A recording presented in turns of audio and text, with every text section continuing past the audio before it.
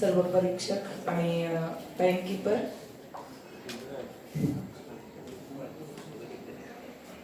Timekeeper madam, स्पर्धक code क्रमांक 67, आपण तयार आहात? आपली वेळ सुरू होत आहे आता. नमस्कार मित्रांनो, साधारण 3 लाख वर्षांपूर्वी होमोसॅपियनची निर्मिती झाली असं विज्ञान सांगतं. मग त्यानंतरच्या काळात म्हणजे 70 ते 72,000 वर्षांपूर्वीचा कॉग्निटिव्ह इव्होल्युशन म्हणजे सामाजिक उत्क्रांती, ज्याला समजण्याचा, विचार करण्याचा आणि ज्यातून नवीन व्यवस्था निर्माण करण्याचा काळ होता. त्या काळात मानवानं अशा असंख्य व्यवस्था निर्माण केल्या ज्याचा उपयोग त्याला नवीन समाजाच्या निर्मितीसाठी झाला. मग मानवी समाजाच्या निर्मितीपासूनच त्यांना एकसंघ ठेवण्यासाठी वेळोवेळी वेगवेगळे कायदे आणि नियम बनवले गेले. मग अरिस्टॉटल, जॉन लॉक, मॉन्टेस्क्यू, ड्वर्किन इथपासून ते राजा राममोहन रॉय, MP जैन, BR आंबेडकर इथपर्यंत प्रत्येकानेच राज्यातील नागरिकांच्या हितासाठी वेळोवेळी वेगवेगळ्या घटनांविषयी भाष्य केलं. मग जो देश जात, धर्म, वर्ण, वर्ग, लिंग या असमानतेच्या बेड्या घेत गेली कित्येक शतकं जगत आला होता, त्याच देशाला गेल्या 75 वर्षापूर्वी अन्यायाकडून न्यायाकडे, अज्ञानाकडून ज्ञानाकडे, अंधकाराकडून तेजाकडे आणि असमानतेकडून समानतेकडे नेण्याचं काम इथल्याच एका जिवंत दस्तऐवजानं केलं. तो दस्तऐवज जिवंत आहे कारण तो मानव लिखित आहे. तो दस्तऐवज अभेद्य आहे कारण तो काळानुसार टिकणार आहे. आणि म्हणूनच ग्रीक पाश्चिमात्य तत्ववेत्ता रुसो असं म्हणतो की कोणत्याही दस्तऐवजाकडे पाहत असताना सामान्य लोकांचं प्रतिबिंब म्हणून पाहावं. आणि म्हणूनच याच सामान्य, उपेक्षित, मागासवर्गीय, दलित लोकांना तारणारा एक जिवंत दस्तऐवज आणि त्याच जिवंत दस्तऐवजाची अमृत महोत्सवी वाटचाल तुमच्या समोर उलगडण्यासाठी उभा आहे. नमस्कार. स्पर्धक सांकेतिक कोड क्रमांक 67 विषय मांडतोय भारतीय संविधानाचा अमृत महोत्सव. मित्रांनो, विषयाच्या सुरुवातीला स्पष्ट करेल की माणसांना त्यांचे हक्क, अधिकार बहाल करून त्यांना त्यांच्या पायावर सशक्त उभं करण्याचं काम हे भारतीय संविधान करत आलं आहे. म्हणजे याच भारतीय संविधानाच्या माध्यमातून आतापर्यंत अनेक सकारात्मक, नकारात्मक बदल सुद्धा झालेले आपल्याला पाहायला मिळतात. म्हणूनच न्यायमूर्ती HR खन्ना असं म्हणतात की भारतीय संविधान हे वर्तमान आणि भावी पिढींचा गरजा भागवणारा एक जिवंत दस्तऐवज आहे. तर राजीव भार्गव असं म्हणतात की भारतीय संविधान हे विविधतेत एकता टिकवून ठेवण्यासाठी आपल्याला नैतिक चौकटी बहाल करतं.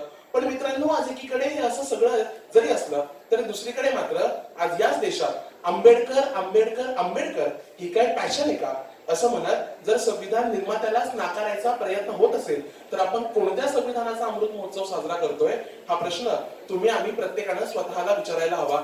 मग मित्रांनो, भारतीय संविधानाचा अमृत महोत्सव म्हणत असताना या संविधान आतापर्यंत आपल्यासाठी कितपत साधक ठरलं किंवा कितपत बाधक ठरलं याचा पाढा न वाचता गेल्या 75 वर्षांमध्ये झालेला संविधानाचा प्रवास मांडणं म्हणजे खऱ्या अर्थानं संविधानाचा अमृत महोत्सव साजरा करणं आहे हे आपण समजून घ्यायला पाहिजे. म्हणजे या संविधानामध्ये गेल्या 75 वर्षापासून अनेक सकारात्मक, नकारात्मक प्रवास झालेले आपल्याला दिसतात. म्हणजे सन 1951 मध्ये झालेल्या पहिल्या घटना दुरुस्तीनुसार आपल्याला सुधारित अभिव्यक्ती स्वातंत्र्य मिळालं. 42व्या घटना दुरुस्तीनुसार अखंडता, धर्मनिरपेक्षता, समाजवाद हे 3 शब्द भारतीय संविधानाच्या प्रास्ताविकेत समाविष्ट करण्यात आले.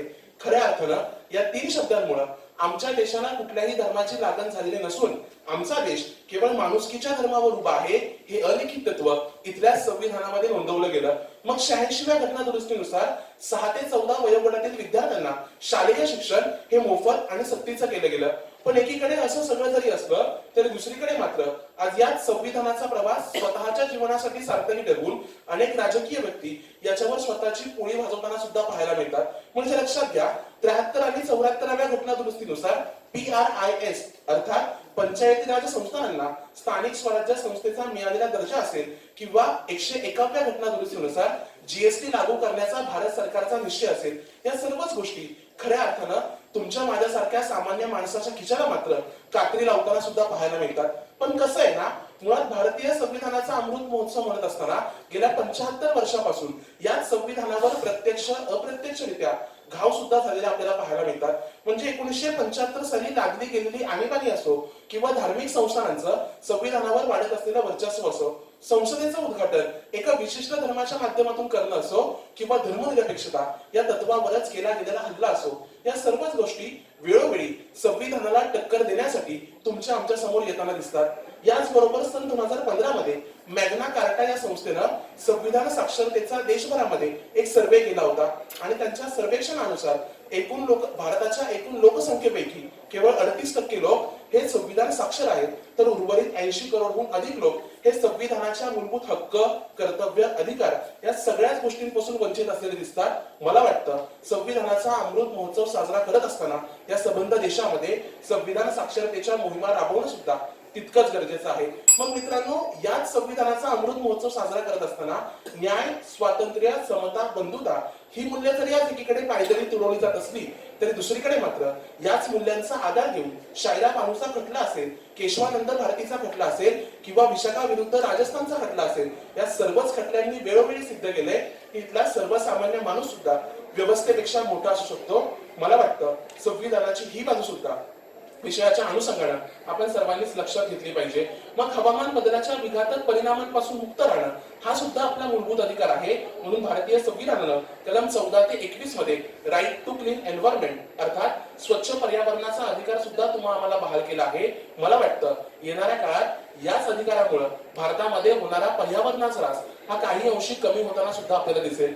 मित्रांनो, विषयाच्या उत्तरार्धाकडे जात असताना आज या संविधानामध्ये काळानुसार, परिस्थितीनुसार आणखी काही बदल होणं गरजेचं आहे असे एक विद्यार्थी म्हणून माझं मत आहे. म्हणजे आज आपण सर्वच जण 21व्या शतकात डिजिटल युगात वावरतो आहोत आणि ह्या डिजिटल युगात कृत्रिम बुद्धिमत्ता, तंत्रज्ञान, समाज माध्यम, डेटा सायन्स यासारखे कोर्सेस हे प्रचंड वेगाने सुद्धा पुढे जाताना आपल्याला पाहायला मिळतात. त्यामुळे येत्या भविष्यात यासारख्या तंत्रज्ञानावर नियंत्रणाचे कायदे याच संविधानाच्या माध्यमातून येणं गरजेचं आहे. इतकंच नाही तर LGBTQ समुदायातील लोकांना आपल्या संविधानाच्या माध्यमातून मूलभूत हक्क, कर्तव्य मिळाली तरी पण आता त्यांना खऱ्या अर्थानं त्यांचे इतर घटकांप्रमाणे हक्क मिळणं गरजेचं आहे. येत्या काळात याच संविधानाच्या माध्यमातून असे सकारात्मक बदल घडतील आणि खऱ्या अर्थानं हे संविधान भारताला त्याच्या विकसित देशाकडे होण्याची वाटचाल त्याच्याच माध्यमातून होताना दिसेल. येत्या काळात ती व्हावी इतकाच माफक आशावाद. शेवटी फक्त इतकंच, माणसाच्या एकतेचे मी नवे निशाण आहे. मीच हिंदू, मीच ख्रिश्चन, मीच मुसलमान आहे. कोणत्या कळपात नाही, एकटाच नांदतो मी. धर्म माझा, जात माझी, फक्त संविधान आहे, फक्त संविधान आहे. मनपूर्वक आभार.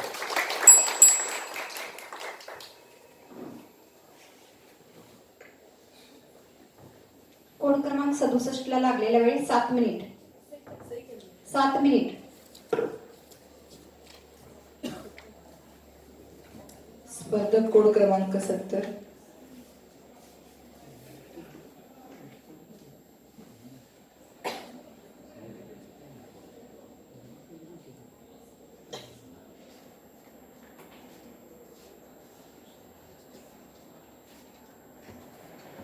आता वक्तृत्व स्पर्धेसाठी जाणारा स्पर्धक कोड क्रमांक आहे 70 आणि या स्पर्धक कोड क्रमांक 70 न काढलेला पुढचा स्पर्धक कोड क्रमांक आहे 74. या सभागृहात यानंतर स्पर्धक कोड क्रमांक 74 यांनी आपलं वक्तृत्व सादर करायचे.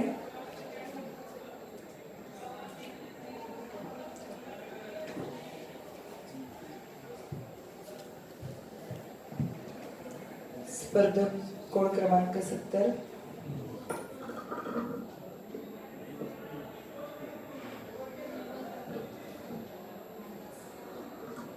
हॅलो.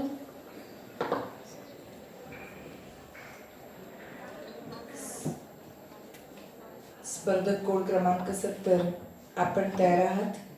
हो. आपली वेळ सुरू होत आहे आता. नमस्कार, मी कोड क्रमांक 70 तुमच्या समोर विषय प्रस्तुत करते. भारतीय संविधानाचा अमृत महोत्सव. गाव शिव, पांढरे वावर, काळीशिवाय माती यांची नाळं तोडणाऱ्या असंख्य मायबाप पोषितल्या हातांना माझं मनपूर्वक वंदन. मित्रांनो, जगण्याची नाकेबंदी करणारे व्यवस्थेचे घोडे, त्या घोड्यांच्या पायांच्या टापाखाली त्याच देशातील मानवता तुडवली जाते. विचारांच्या कलमांचं बाजारीकरण करून माणूस नागवणारे उत्सव सुद्धा याच मातीत निर्माण केले जातात. मग अशातच माणूस आणि माणुसकीचं काय हा प्रश्न इतिहासाच्या खोल गर्भात दडलेला आहे. कारण गुलामगिरीचा गांजा हा मस्तकात पेरून कायम धुंद ठेवणाऱ्या या समाज व्यवस्थेनं आजपर्यंत तुम्हाला माणूस म्हणून जगण्याचा अधिकार दिला का? वा मानव मुक्तीचा जाहीरनामा तुम्हा आम्हाला समजला आहे का? मग मित्रांनो, 15 ऑगस्ट 1947 ला आपल्या भारत देशाला स्वातंत्र्य मिळाले. त्या अगोदर इंग्रजांनी आपल्या भारत देशाला स्वातंत्र्य देण्याचे निश्चित केले. मग 1946ला कॅबिनेट मिशनची स्थापना झाली. त्या कॅबिनेट मिशनच्या अंतर्गत प्रतिनिधी संविधान समिती तयार करण्यात आली. त्या समितीचे अध्यक्ष म्हणून डॉक्टर राजेंद्र प्रसाद यांची नेमणूक करण्यात आली. डॉक्टर राजेंद्र प्रसाद यांच्या अंतर्गत 22 समित्यांचे निर्माण करण्यात आलं. त्यातील मसुदा ही एक अतिशय महत्वाची समिती होती. त्या समितीचे अध्यक्ष डॉक्टर बाबासाहेब आंबेडकर यांना नेमण्यात आलं. डॉक्टर बाबासाहेब आंबेडकर यांना ज्ञात होतं की ही राज्यघटना संघराज्य जोपासणारी राज्यघटना आहे, म्हणून त्यांनी 26 नोव्हेंबर 1949 रोजी हेच भारताचे संविधान लिहून अनेक देशांना प्रेरित केले. मग मित्रांनो, 15 ऑगस्ट 1947ला आपल्या भारत देशाला स्वातंत्र्य मिळालं असलं तरी असं म्हटलं जातं की एखाद्या समाजाच्या गर्भामध्ये ज्या वेळेस सर्वसामान्यांच्या वेदना ह्या भयंकर प्रमाणात वाढायला लागतात, त्याच वेळेस त्याला प्रस्तुत करण्यासाठी एखादा महात्मा जन्माला यावा लागतो. आणि तेच जन्माला आलेलं म्हणजेच अर्थातच आपल्या भारत देशाचं संविधान आहे असं मला वाटतं. आणि त्याला जन्माला घालणारा महामानव डॉक्टर बाबासाहेब आंबेडकर आहेत. संविधानाची प्रस्तावना म्हणून उद्देशिका मांडण्यात आली. 26 जानेवारी 1950 रोजी हे संविधान भारतामध्ये लागू झालं. संविधानाबद्दल पुरेशी जागरूकता नाही, तरीही संविधानाला 3 गोष्टींपासून धोका आहे: गुन्हेगारी, घराणेशाही व व्यक्तिपूजा. आज या संविधानाची अवस्था पिंजऱ्यात अडकलेल्या पोपटासारखी झालेली आहे. मार्गदर्शक तत्वे व कलमे हे लोकांपर्यंत पोहोचू दिली जात नाही. याच कारणाने आज आपल्या भारत देशामध्ये दंगली, जाळपोळ व अशांततेचं वातावरण निर्माण होत असताना दिसत आहे. मग मित्रांनो, भारतीय संविधानाने इतिहासाच्या पानोपानी समतेचे बीज पेरलेले आहे. समाजवादी, धर्मनिरपेक्ष, लोकशाही, राज्य घडवण्याचा अशा शब्दांचा वापर आढळतो. भारताची एकता, एकात्मता यांचे आश्वासन देणारी बंधुता याही शब्दांचा चमत्कार वाटतो. मग मित्रांनो, भारत देशाचे मुस्लिम राष्ट्रपती डॉक्टर कलाम, जे शीख पंतप्रधान डॉक्टर मनमोहन सिंग ज्यांनी शपथ घेत असताना या भारताचे बहुसंख्य नागरिक हे हिंदू आहेत, तरीही त्यांनी शपथ घेतली. हाच मला खूप मोठा अभिमान वाटतो. मग हा जगातील सर्वात मोठा मानवतेचा जाहीरनामा दाखवण्याचं काम जर भारतीय संविधानाच्या माध्यमातून होत असताना, त्याच वेळी इतर राष्ट्रांच्या संविधानाच्या मानाने भारतीय संविधान हे साधं, सोपं व सरळ करण्याचा प्रयत्न केला आहे असं त्यांना वाटतं. परंतु मित्रांनो, स्वातंत्र्याच्या 75 नंतर स्वातंत्र्याचा अमृत महोत्सव साजरा करत असताना 1976 या वर्षी झालेली 42वी घटना दुरुस्ती ही वगळता दुरुस्ती झालेली नाही. यामध्ये संविधानाची सर्वात मोठी यश आहे असं मला वाटतं. मग विद्यार्थी मित्रांनो, आज या तळागाळातील व्यक्ती हा राजकीय वारसा अभावी संसदेच्या गदारोळात, पुरस्काराच्या वादात, जाती धर्माच्या खुशीत आणि सणासुदीच्या राशीत अडकलेलं राजकारण, राजकीय वारसा अभावी तळागाळातील व्यक्ती राजकारणापासून दूर लोटला जातो. कठीण गुंतागुंतीच्या मुद्द्यावर वादविवाद निर्माण केला जातो. वास्तविकता तर येथे जगणं भीतीपोटे संस्कृतपणाचं लक्षण झालेलं आहे असं मला वाटतं. मग मित्रांनो, कलम 32 असे सांगते की जर तुमच्यावर अन्याय होत असेल तर तुम्ही सर्वोच्च न्यायालयात जाऊन दाद मागू शकता. परंतु आजची शोकांतिका पाहिली तर कलम मार्गदर्शन 36 घालून दिलेली आहे, तरीही माहीत नाही की जगामध्ये कुठून आली अच्छेदनाची डिजिटल घंटी, की माहीत नाही जगामध्ये कुठे आली अच्छेदनाची डिजिटल घंटी. आज जनावरांची छावणी उद्या शेतकऱ्यांची होईल, याची काय गॅरंटी? मग मित्रांनो, भारतात अनेक जाती, धर्म, पंथ, वंश, समुदाय, एक प्रांत असताना सुद्धा भारतीय राज्यघटनेने आपल्याला एका सूत्रात बांधून लोकशाही अशी साधी सोपी व्याख्या दिली असली तरी आज लोकशाही ज्या 4 खांबावर उभी आहे ती खांब मजबूत करणं अतिशय गरजेचं वाटतं. म्हणूनच मला म्हणावंसं वाटतं की अशा या भारतीय संविधान नामाच्या जाहीरनाम्याला लागू नये कुणाचाही धर्मस्पर्श. जन नेस्तनाबूत करून टाकावा इथला सांस्कृतिक दहशतवादांच्या झुंडी, नकारात्मकतेच्या जाळ्याला पाथरून उभा करावं नवदालन, ज्यातून उभेल मानवतेचं पीक थरवून. कारण हा एक असा मार्ग आहे जो खुला आहे सर्वांसाठी, जो उचलून धरतो मानवतेचा ध्वज या संपूर्ण भारत देशासाठी. भारतीय संविधानाने समान व्यवस्था अस्तित्वात असावी अशी तरतूद दिलेली आहे. मग मला सांगा, जर का भारतीय संविधान लागू असणाऱ्या या भारत देशामध्ये सेलिब्रिटीच्या चाकाखाली माणसं चिरडून मारली जात असते, तरीही त्यांना शिक्षा नसेल तर एवढ्या बहुमोल शब्दांनी तयार झालेल्या अनमोल संविधानाचा अपमान आहे हे निश्चितच मला वाटतं. मग याकरिता संविधानाने सकारात्मक पक्षपात केलाय. एका बाजूला भारतीय संविधानाने निष्ठा, समता व प्रतिष्ठा दिली, तर दुसरीकडे दुसऱ्या बाजूला याच भारतीय संविधानाने मागासवर्गीयांना आरक्षण देण्याचं काम केलं. मला असं वाटतं की भारताच्या प्रत्येक नागरिकाला असं वाटतं की हे संविधान वाचवलं पाहिजे, परंतु अमृत महोत्सवी भारतीय संविधान हे सुरळीत चालण्यासाठी भारताच्या प्रत्येक नागरिकाने ते एकदा वाचलं पाहिजे. म्हणून मला म्हणावंसं वाटतं की भीम नाम की गोली हर कोई इंसान बन गया, कि भीम नाम की गोली हर कोई इंसान बन गया, भीम ने जुबा खोली तो हर कोई तूफान बन गया, अरे भीम ने जुबा खोली तो हर कोई तूफान बन गया, भीम ने किताब खोली तो हर कोई विद्वान बन गया, और भीम ने जब कलम खोली तो इस भारत देश का संविधान बन गया, इस भारत देश का संविधान बन गया. शेवटी इतकंच कि वाणी की दीप जो बिकते हैं दरबारों में, मैं शब्दों की दीप सीखी हूँ अंधेरे चौपालों में, मैं वाणी की राजदूत हूँ, सच पर चलने वाली हूँ, डाकू को डाकू कहने की हिम्मत रखने वाली हूँ, मेरी कलम वचन देती है अंधेरों से लड़ने की, राजमहल के राजमुकुट के आगे तंग रखने की. मैं तो ऐसी गद्दार नहीं, मैं तो ऐसी गद्दार नहीं. मनपूर्वक आचरण. कोड क्रमांक 70 ला लागलेला वेळ 7 मिनिट 9 सेकंद. 7 minute 9 second. यानंतर पुढील स्पर्धक कोड क्रमांक आहे 74 त्यांनी पुढील स्पर्धकाची चिठ्ठी काढायची आहे.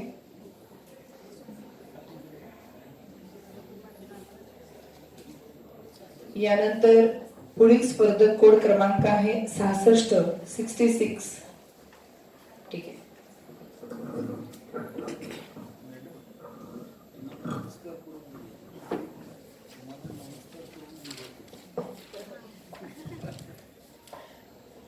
स्पर्धक कोड क्रमांक 74 आपण तयार आहात? Are you ready? ओके. तुमची वेळ सुरू होत आहे आता. Hello everyone, so my code number is 74 and today my topic is relationships are very beautiful. Relationships are very beautiful. The simple yet profound words hold the truth we all feel, but sometimes forget because of the rush in our life. Relationship is just not a connection. It is the heart of a human existence we all feel. They teach us the lessons which no textbook ever could. They shape us into the people we are meant to be. So today, I want to talk about why relationships, whether with family, friends, partner, or even within ourselves, are the most beautiful aspects of our life. So first, let's start with the relationship we ever experienced. Any guesses what is it? It's family. Family is a place where we learn the meaning of unconditional love. It is a place where we are allowed to make mistakes and be ourselves.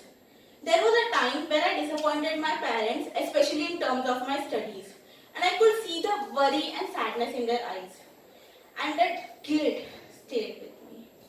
But no matter how many times I faltered, they forgave me, they reminded me that their love is not tied with my achievement or failures. And that's the beauty of family. They stand by you no matter what. Their love is constant like a steady anchor in a storm. Whenever I feel like that I'm not worthy of myself, my parents' love made me realize that I am. That is the beauty of family because they are the foundation of everything. While family love shapes us, friendships add another layer of beauty to it. Friends are the family we choose by ourselves. They are the one who makes us laugh until we can't breathe. They are the one who stays with us during our darkest times. Well, friendships can be very challenging because there was a time when I had a fight with one of my closest friends and we said things which we didn't even mean. And at that moment, it made me wonder that if we are ever going to be same again. But as we say, that time and understanding had its own way of healing. We apologized, we forgave each other, and we came back much more stronger than before. That's the beauty of friendship. The beauty of friendship does not lie in the perfection but in the resilience. Friendship teaches us that even when we are imperfect, the effort to understand, to communicate, and to grow is what makes them beautiful. Friendship teaches us the true value of sticking together through thick and thin. Now, let's talk about romantic relationships.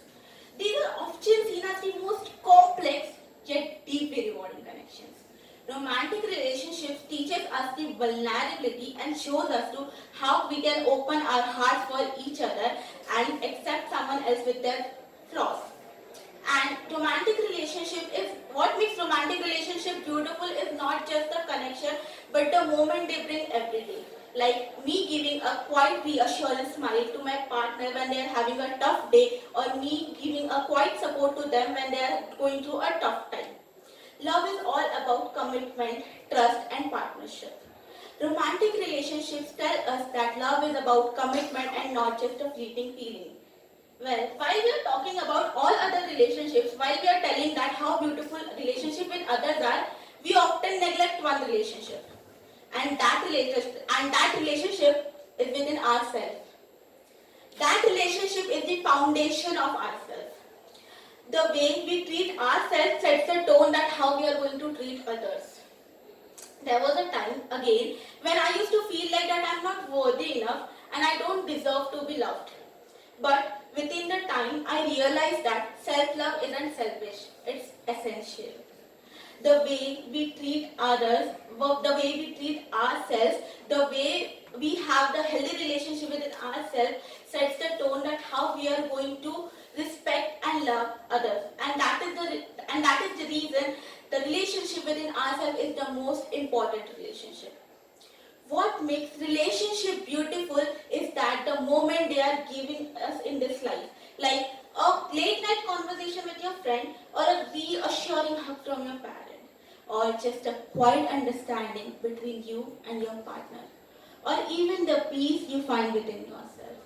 Relationships are important because they make us feel loved, valued, and heard. Relationships remind us that even when we are going through a tough time, that we are not alone. I understand that relationships come through a lot of challenges, and it's totally understandable because relationships connection lies in the imperfection. When we are not going through the challenges, how our relationship will grow? If we are not going to bump in our ways, how we are going to appreciate the smoother life later in our life? Well, as I stand here today, I would like you all to give a piece of advice in the form of conclusion. First is that don't take your parents for granted. Call them right now and tell them that how much you love them and how much grateful you are them to have in your life, even when you are having a fight right now or you are angry. Second, text your friends and tell them that how grateful you are to have them and how grateful you are to making memories with them. Third is talk with your partner, because communication is the foundation of every partnership and companion. Fourth, don't forget that to shower yourself with love, because once you love yourself, you radiate that love around everyone else. Well, relationships are very beautiful. They are the thread that weaves the fabric of our lives, making our life much more colorful, beautiful, and meaningful. Thank you.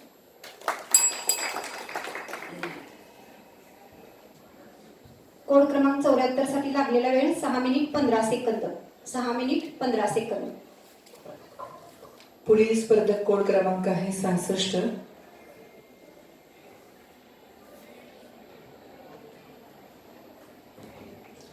स्पर्धक code क्रमांक 66 पुढील स्पर्धकाची चिठ्ठी काढून देत आहे आणि पुढील स्पर्धक कोड क्रमांक आहे 1.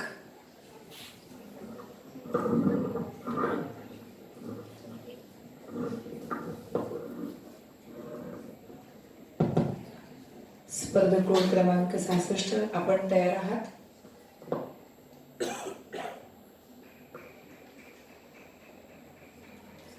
स्पर्धक कोड क्रमांक 66, आपली वेळ सुरू होत आहे आता. रसिक श्रोतहो नमस्कार. सुमारे 4.5 अब्ज वर्षांपासून या पृथ्वीवर अस्तित्वात असलेल्या मानवाने आपल्या अफाट बुद्धिमत्तेच्या सामर्थ्याने प्रकट केलेला सर्वोत्तम आविष्कार म्हणजे विज्ञान. खरं तर याच विज्ञान आणि तंत्रज्ञानाच्या बळावर चंद्रावर पाऊल ठेवणारा, मंगळावर स्वारी करणारा, गॉड पार्टिकल्स अर्थात देवकणांचा शोध लावणारा, ब्लॅक होल अर्थात कृष्ण विवराचा सिद्धांत मांडणारा आणि हे जगच काय तर संपूर्ण ब्रह्मांड कवेत घेऊन पाहणारा माणूस, मनाने मात्र हताश, निराश आणि हा तब्बल का बरं व्हावा? श्रोत्यांनो, याचं उत्तर असं की तुझे आहे तुझं पाशी, परी तू जागा चुकलाशी. या न्यायानं माणसाचं आयुष्य अक्षरशः काळवंडून गेले.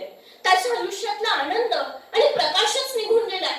सर्वत्र भीती आणि निराशेचा अंधकार दाटून आलाय. आणि म्हणूनच माणसाचं आयुष्य पुन्हा एकदा आनंद, आत्मविश्वास आणि निर्भयता यांनी उचलून टाकण्याची गरज निर्माण झालीये. अगदी हाच प्रकाशरूपी संदेश घेऊन आपणासमोर उभी आहे रसिक श्रोतहो नमस्कार. मी स्पर्धक सांकेतिक कोड क्रमांक 66. अर्थातच आपणासमोर विषय मांडतीये तू स्वयंप्रकाशित हो. श्रोतहो, 2022 मध्ये युनायटेड नेशन्सनं जाहीर केलेल्या अहवालानुसार हॅपीनेस इंडेक्सच्या यादीत अर्थात कोणत्या देशातील लोक हे सर्वाधिक आनंदी, सुखी, समाधानी आणि सकारात्मक आहेत हे सांगणाऱ्या 146 देशांच्या यादीत आपल्या भारताचा क्रमांक लागतो तब्बल 136वा. कारण याचा अगदी जवळचा संबंध द्यायचा झाला तर 2021 आणि 22 या 2 वर्षात देशातील तब्बल 2751 महिलांनी मानसिक नैराश्यातून आत्महत्या करून आपल्या जीवनाचा शेवट केला.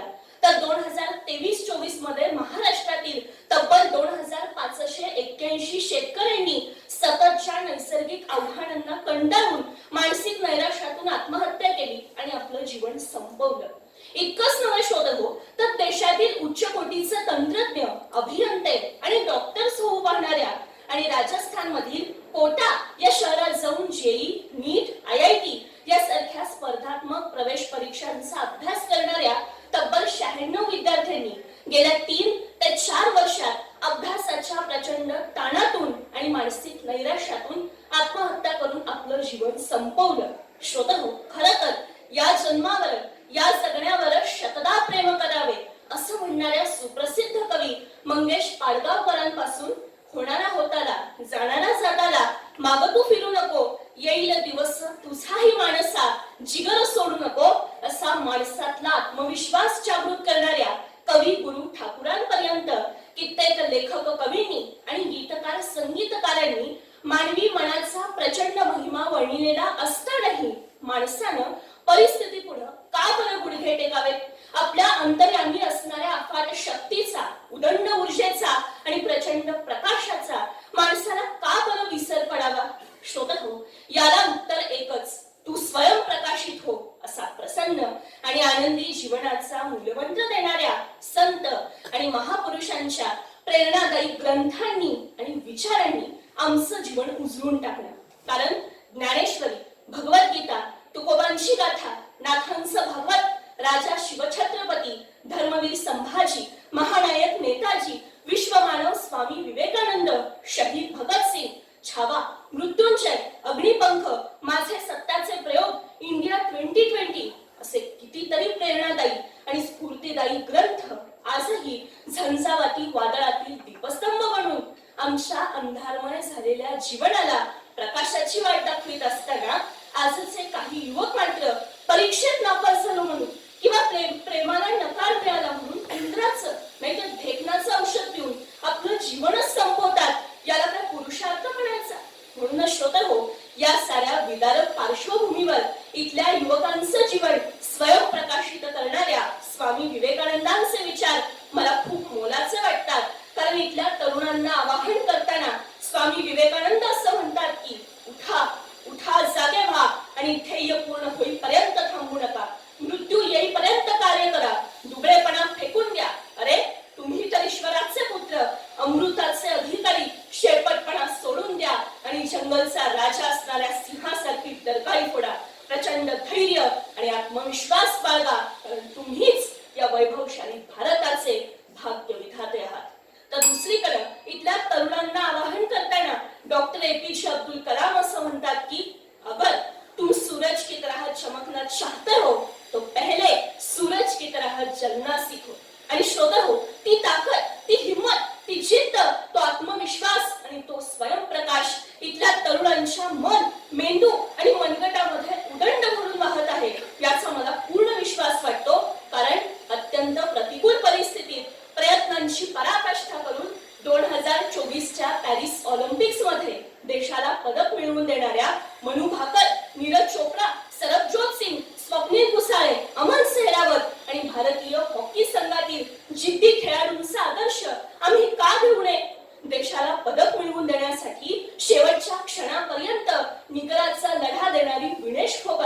जीवनाच्या अवकाशात चोहोबाजूंनी निराशेचा अंधकार दाटून आलेला असतानाही रडायचं नाही, लढायचं असा प्रेरणादायी संदेश देणारे डॉक्टर जॉर्ज वॉशिंग्टन कार्व्हर. भीषण रेल्वे अपघातात एक पाय गमावलेली आणि एका पायाच्या बळावर एव्हरेस्ट शिखर सर करणारी अरुणिमा सिन्हा. मेंदूशिवाय शरीराचा अन्य कोणताच अवयव साथ देत नसताना व्हीलचेअर मध्ये बसून संपूर्ण ब्रह्मांडाचा वेध घेणारे डॉक्टर स्टीफन हॉकिन्स. डोंगर उतारावरून पाय घसरून मृत्युमुखी पडलेल्या आपल्या प्रिय पत्नीच्या स्मरणार्थ फक्त एक हातोडा आणि एक छिन्नी हाती घेऊन तब्बल 22 वर्ष एकट्यानेच डोंगर फोडणारा आणि 360 फूट लांबीचा रस्ता तयार करणारा बिहारचा दशरथ मांझी. श्रोतहो, हे सारेच ओजस्वी आणि तेजस्वी लोक आपल्याला हाच संदेश देतात की तू स्वयं प्रकाशित हो, तू स्वयं प्रकाशित हो, तू स्वयं प्रकाशित हो. मनपूर्वक धन्यवाद.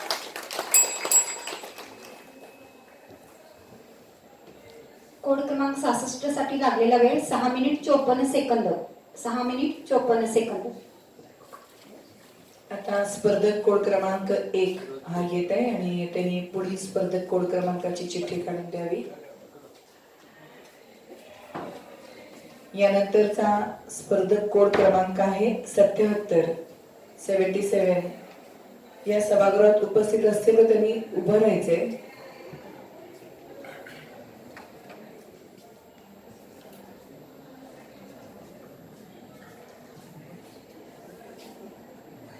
स्पर्धक कोड क्रमांक 1, आपण तयार आहात? आपली वेळ सुरू होत आहे आता. अर्वाचीन महाराष्ट्राच्या शैक्षणिक सेवेसाठी ध्येयाने भारभूत होऊन अवघे जीवन समर्पित करणारे थोर पुरुष म्हणजेच कर्मवीर. महाराष्ट्रातील बहुजन समाज, अस्पृश्य बांधव आणि असहाय्य स्त्रिया यांच्या गळ्यात अडकलेला वेदनेचा हुंदका मातेच्या ममतेने दूर करून त्यांना ममतेचा समता स्पर्श देणारे देवदूत म्हणजेच कर्मवीर. रंजल्या गांजलेल्यांना हाताशी धरून अपंगतांना आधार देऊन जन्म जन्मांतरीच्या दास्यातून त्यांची सुटका करण्यासाठी शिक्षण सम्राटांच्या पोलादी चौकटीवर जबरदस्त प्रहार करणारे बंडखोर विचारांचे क्रांतिकारी धर्मात्मा म्हणजेच कर्मवीर भाऊराव पाटील. मी स्पर्धक सांकेतिक कोड क्रमांक 1 आज आपणासमोर विषय मांडतो आहे कर्मवीरांची विचारसरणी आणि आजची शैक्षणिक संस्कृती. आदरणीय परीक्षक, गुरुजन वर्ग आणि येथे जमलेल्या माझ्या मित्रांनो, जगामध्ये अनेक माणसे जन्माला येतात आणि जातात, पण काळानेही झुकून मुजरा करावा अशी कर्मवीर भाऊराव पाटलांसारखी युग प्रवर्तक माणसं क्वचितच जन्माला येतात. माणसाची विष्ठा खाणाऱ्या गायीचे गोमूत्र आम्ही पवित्र म्हणून पितो आणि अन्न खाणाऱ्या माणसाला अस्पृश्य समजतो. ही कर्मवीरांची बंडखोर विचारणी होती. महाराष्ट्राच्या शैक्षणिक व सामाजिक प्रबोधनाला एक दिशा देणारे, त्याचे क्षेत्र व्यापक करणारे, अनेक नवगतांच्या अंतःकरणात शैक्षणिक प्रेरणा उत्पन्न करणारे, गोरगरिबांच्या उद्ध्वस्त संसाराला आधार देण्यासाठी स्वतःचा संसार स्वेच्छेने उद्ध्वस्त करणारे व अस्पृश्य आणि अदर्शनीय समजल्या जाणाऱ्या अतिशूद्रांच्या मुलांसाठी शाळा काढणारे, वसतिगृह उभारणारे पहिले भारतीय वसतिगृहाचे जनक म्हणजेच कर्मवीर भाऊराव पाटील. कर्मवीर हे समस्त बहुजन समाजाला मोफत शिक्षण मिळावे म्हणून सतत धडपडत होते. दीन दुबळ्यांना 4 घास सुखाने व स्वाभिमानाने खाता यावे हे त्यांचे स्वप्न होते. श्रमवंत व बुद्धिवंत यांच्यामधील भीषण मानव निर्मित दरी त्यांना नष्ट करायची होती. त्यासाठीच 1919 मध्ये त्यांनी रयत शिक्षण संस्थेचा पसारा मांडला. एक अविद्या संपूर्ण जीवनाचा कसा नाश करते, अनर्थ घडवून आणते, हा आपल्या गुरूंचा महात्मा फुल्यांचा अमृत मंत्र त्यांनी आयुष्यभर नुसता जपला नाही, तर बहुजन समाजाला कोणते शिक्षण देणे आवश्यक आहे त्याचे विविध यशस्वी प्रयोग त्यांनी रयत शिक्षण संस्थेच्या माध्यमातून केले. त्यामुळे ते प्रयोगशील विचारसरणीचे शिक्षण तज्ञ ठरले. कमवा व शिका यातून त्यांनी स्वावलंबी शिक्षणावरती भर दिला. कर्मवीरांनी आपल्या शिक्षण तत्वज्ञानामध्ये श्रम प्रतिष्ठेला महत्व दिले. ते आधुनिक भगीरथ होते. त्यांनी शिक्षणाची ज्ञानगंगा गोरगरीब शेतकऱ्यांच्या व पददलित जनतेच्या अगदी झोपड्यापर्यंत नेऊन पोहोचवली. अज्ञान अंधकारामध्ये खितपत पडलेल्या बहुजन समाजाचा उद्धार घडवून आणला. ग्रामीण भागामध्येच आपल्या शिक्षणाचा प्रसार करण्यासाठी त्यांनी खेड्यातच नवीन शैक्षणिक शाखांची सुरुवात केली. हा शिक्षण क्षेत्रातील जागतिक कीर्तीचा ऐतिहासिक व यशस्वी प्रयोग कर्मवीरांनी केला. स्वावलंबन, स्वाभिमान, स्वाध्याय व स्वातंत्र्य ही कर्मवीरांच्या शिक्षण प्रणालीची चतुसूत्री होती. ही चतुसूत्री आजच्या शैक्षणिक संस्कृतीमध्ये आपणास दिसते का, हा मोठा प्रश्न आहे. मुळातच संस्कृती म्हणजे काय? मित्रांनो, मला भूक लागणे ही प्रकृती आहे. भूक तर सर्वच प्राणी मात्रांना लागते, परंतु मला एका भाकरीची भूक असताना मी 2 भाकरी खाणे ही विकृती आहे. आणि मला एका भाकरीची भूक असताना त्यातील अर्धी भाकरी दुसऱ्या एखाद्या भुकेल्या माणसाला देणे ही संस्कृती आहे. हा प्रकृती, विकृती आणि संस्कृतीचा जर फरक स्पष्ट केला तर आजच्या शैक्षणिक संस्कृतीमध्ये विकृती जास्त फोफावली आहे हे कोणा भविष्यवेत्त्याने सांगण्याची आवश्यकता नाही. शिक्षण म्हणजे काय तर क्षणाक्षणाला काहीतरी नवीन ज्ञान आत्मसात करणे व व्यावहारिक जीवनामध्ये त्याचा उपयोग करणे. परंतु हे आजच्या शिक्षण संस्कृतीमधून घडताना दिसत नाही. कवी कुसुमाग्रजांनी आपल्या प्रवासी पक्षी नावाच्या काव्यसंग्रहात कणा नावाच्या कवितेत आपले विचार मांडले. ते लिहितात, ओळखलत का सर मला पावसात आला कोणी, कपडे होते कर्दमलेले केसावरती पाणी. सर ते शेवटी ते विचार मांडतात की खिशाकडे हात जातात हसत